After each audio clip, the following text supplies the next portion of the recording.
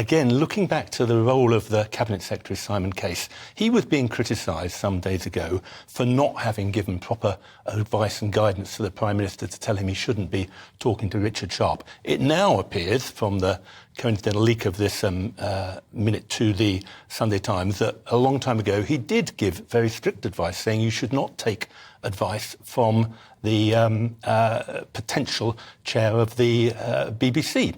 Now, I noticed also in the Sunday Times piece that at the end, Boris Johnson, or a spokesperson for him, says at no time did he ever discuss his financial affairs or seek advice from Richard Sharp. So that is diametrically opposed to what Simon Case said in the advice which has been leaked. Now, I can't believe that Simon Case, who is a busy man, goes around putting up notes about don't discuss your financial affairs with Richard Sharp unless that has taken place. So, on the one hand, that's what Simon Case says. On the other hand, Boris Johnson says it didn't happen. Now, Mr. Johnson is something of a stranger to the truth we've seen. So I know who I believe in that situation. Well, steady on, old man. But, I mean, thinking about Simon Case, he did have a pretty checkered history during Partygate. At one time, he was going to investigate Partygate before it turned out that his office had been organising parties.